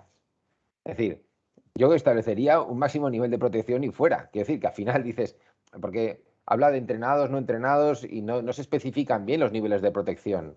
Entonces, esos son los que distinguen. Para mí la idea sería, además lo ha mencionado Cueli antes, la idea es establecer un máximo nivel de protección. Es como lo de los 25 o 20 kilos. De hecho, sí, si me permites, Diego, yo creo que el kit de la cuestión está en escoger el método, es decir, si estás haciendo un análisis de arrastre, si estás haciendo un análisis de empuje, si estás haciendo un análisis de manipulación de cargas o de tareas repetitivas, coger aquel sistema que más te beneficie siendo el más restrictivo. Y obviamente no se puede hablar de un único sistema, sino tienes que utilizar en aquel momento el que mejor se adapte a la tarea que estás evaluando. Hablo del ámbito ergonómico principalmente, ¿no? Hay variedad de ellas. Claro, como dice bien Diego, muchos de ellos son estándares antiguos que no tienen en cuenta la diversidad de género. Cada uno de ellos habrá que ir, o tendrá que ir quien corresponda, actualizándolos a meter lo que es la perspectiva de género. Pero bueno, nosotros utilizar siempre de la tarea que estemos evaluando el que sea más restrictivo posible. Y sobre todo no nos olvidemos, y lo ha mencionado Rubén, ha dicho que era muy de teorías amplias, ¿no? Al principio, pero creo que lo has dicho así más o menos. Pero al final uno de los principios de la ley, de la acción preventiva, es eliminar el riesgo. Es decir, a mí si me dicen, debe usted llevar una lata de 20 kilos de pintura, que hace poco estábamos viendo. Oye, ¿por qué no puedo llevar una lata de 10 mejor? Que ya lo llevaré yo mejor. O si estoy empujando una traspaleta, empujas con el dinamómetro y te salen 30 kilos, 300 newtons aproximadamente. Eso es un empuje inicial grande, muy grande o fuerte. Y dices, oiga, ¿y por qué no le cambian las ruedas que prefiero no empujar? Que es que puede, hombre, sí, claro. Y puedes, y con una probabilidad de lesionarte baja. Y dices, oye, ¿por qué no la reducimos a 0? Es que eso le beneficia a todo el mundo, ¿no? Entonces, hay que establecer niveles de protección máxima y trabajar con eso. Y esa es la perspectiva. Otra cosa es que después sí que es cierto que te tienes que pegar con 50, entre comillas, con 50 proveedores para que reduzcan el peso de una lata, el peso de un saco o el peso de... Pues poco a poco. Antes, bueno, un cambio ergonómico importante fue que pasaron de sacos de 50 kilos a sacos de 25, pero aún así hay que bajarlos más. Pero bueno, digamos que eso beneficia a todos, máxima protección. Sí, desde mi punto de vista es muy importante de todo lo que habéis comentado, pero el criterio y la aplicación práctica, el aterrizaje de la persona que hace la evaluación ergonómica es muy importante, por lo que decíamos, porque son un poco viejas. Entonces, sí, aplicamos el método, pero luego aterrizarlo correctamente y ese criterio es importantísimo, porque si no se quedará en algo tan genérico que no vale para nada. Yo tengo por mi parte una consulta también que haceros, porque claro, yo entiendo que las empresas pues de mayor dimensión en cuanto a plantilla, que ya hacen los planes de igualdad, pues evidentemente haciendo el plan de igualdad todo eso ya sale, ¿no? Y se empieza y las empresas lo empiezan a abordar. Pero aquellas otras más pequeñas, que además, por ejemplo, en Baleares pues hay muchas, claro, no tienen esa concepción de voy a hacer el plan de igualdad y sin embargo tienen que aplicar toda esta perspectiva de la prevención de riesgos desde la perspectiva de género. Entonces, ¿hacéis algún tipo de campaña divulgativa o dentro del plan de acción que prevé hacer el gobierno hay algún tipo de campaña? Porque habría que volver a empezar a hacer la evaluación de puestos todo desde la perspectiva de género. Y yo creo que esto es un camino que está mucho por hacer, mucho trabajo por hacer. Y que a lo mejor las empresas de prevención o las propias instituciones tienen que empujar un poquito, ¿no?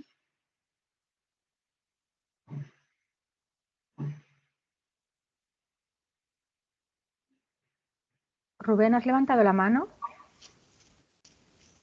Ah, sí. Sí, ahora. Sí, pero creo que estaba Virginia antes. Por si... ¿No la vemos a Virginia? No. Ah, es verdad. Vale, ahora. Virginia o... Empieza tú, Rubén, luego sigo yo.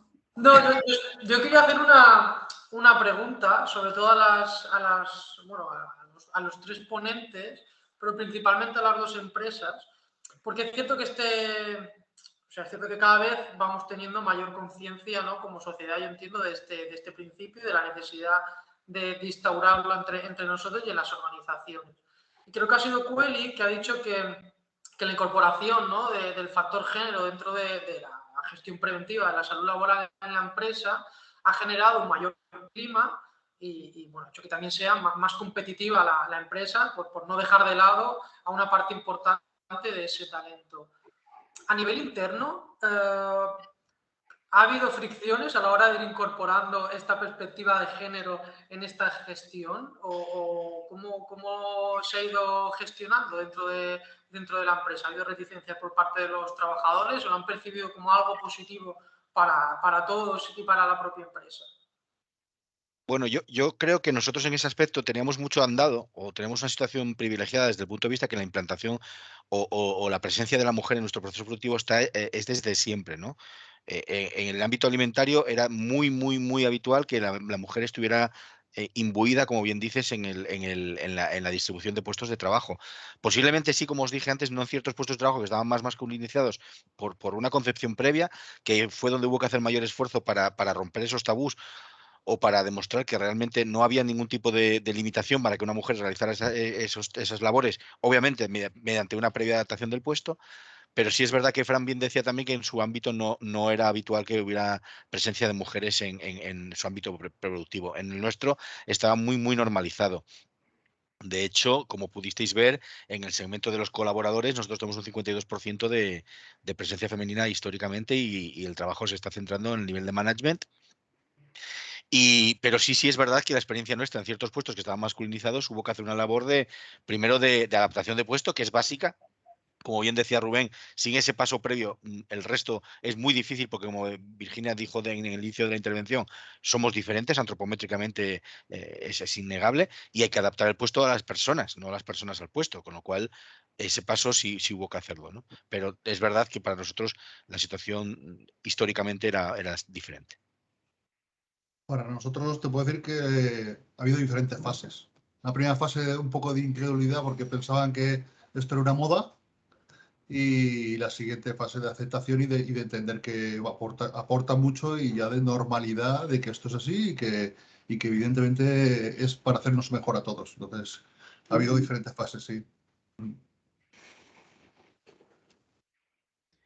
Yo quería hacer una matización de algunos comentarios que se han hecho sobre el tema de las políticas de conciliación, porque como ya sabéis, y lo comentábamos al principio de las intervenciones, el tema de la doble jornada, eso afecta principalmente a las mujeres y es una realidad que tiene que ser tenida en cuenta no solo en los planes de igualdad, sino también en las políticas de prevención de riesgos laborales que se estén aplicando, ¿no? En cuanto a su diseño.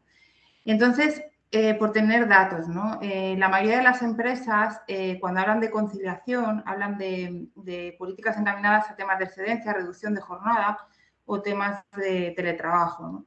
El caso de las excedencias y las reducciones de jornada, al final, esas medidas mayoritariamente se les están cogiendo mujeres. Creo que hay datos estadísticos a nivel nacional que hablaba de que el 88% de las mujeres se cogen ese tipo de excedencias, principalmente para poder cuidar de los niños o de personas dependientes, y eso al final lo que está provocando es que sacas a la mujer del espacio de trabajo, sacas a la mujer de la empresa, con lo cual hay una pérdida de lo que es la carrera profesional y además, por decirlo de otra manera, también hay una pérdida económica salarial, con lo cual al final la haces mucho más vulnerable.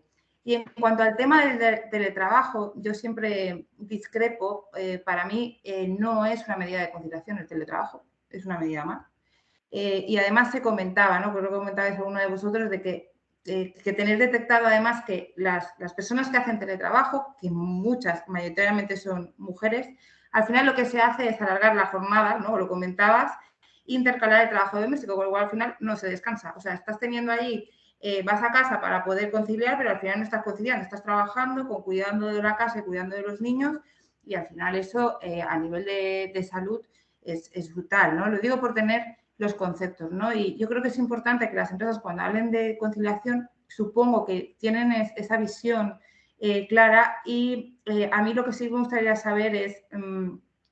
cuando dentro de los planes de igualdad, cuando se hablan de políticas de conciliación, que tiene que ver cómo muy bien se regulan los tiempos de trabajo, además del tema de las excedencias o de las reducciones de jornada, ¿qué otro tipo de mecanismos se estudian o se están implantando? Muchas gracias.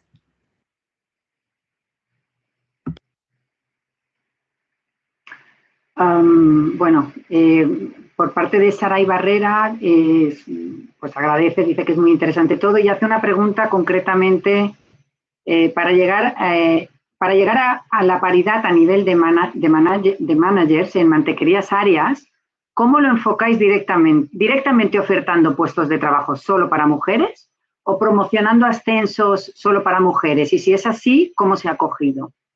Bueno, desgraciadamente es una pregunta para mis compañeros de recursos humanos, un poco la estrategia a desarrollar para la implementación de esa paridad a nivel de management, pero yo creo que cualquier sistemática que debe garantizar la igualdad de acceso a cualquier persona independientemente del género. Lo que sí se elimina en los procesos de selección, me consta, eso sí os lo puedo decir, que se eliminan los sesgos de género, por supuesto, que no existe ningún tipo de restricción por parte de que sea un hombre o una mujer para un puesto de trabajo, y mucho más a nivel de management.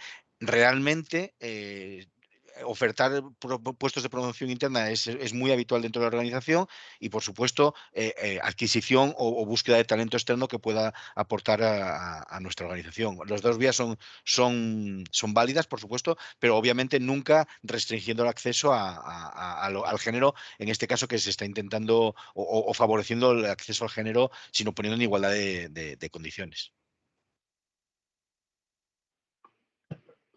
Vale, vamos a ver si tenemos más. Katy, sí, en respuesta a lo que planteaba Virginia, que preguntaba por esas acciones de fomento de la conciliación y corresponsabilidad en las empresas, más allá de lo que es la reducción de la jornada o la excedencia, sobre esta cuestión en concreto y para compartir ese tipo de medidas implementadas por empresas que vayan avanzadas en esta materia, haremos un webinar específico, específicamente dedicado a conciliación y corresponsabilidad. Lo digo porque también vamos fuera de hora y es un tema que da para mucho. Si os parece, estamos pasados casi 15 minutos de la hora. Yo creo que más o menos se han respondido todas las cuestiones. O sea que si os parece, lo dejamos aquí. Ha sido interesantísimo. Yo creo que además habéis aportado muchísimas ideas de carácter muy práctico y habéis arrojado bastante luz sobre el camino por el que se puede avanzar. Y daros las gracias a los 6 que habéis intervenido y, por supuesto, a todos los que nos habéis seguido y habéis participado en este webinar. Os seguiremos informando de los próximos, porque más o menos con carácter mensual habrá algún tipo de encuentro dedicado a perspectiva de género y a gestión preventiva, y algunos de ellos pues de carácter presencial, así que os vamos informando. Muchas gracias a todos y hasta la próxima. Gracias. Gracias y buen día. Muchas gracias. Gracias a todos. Hasta luego.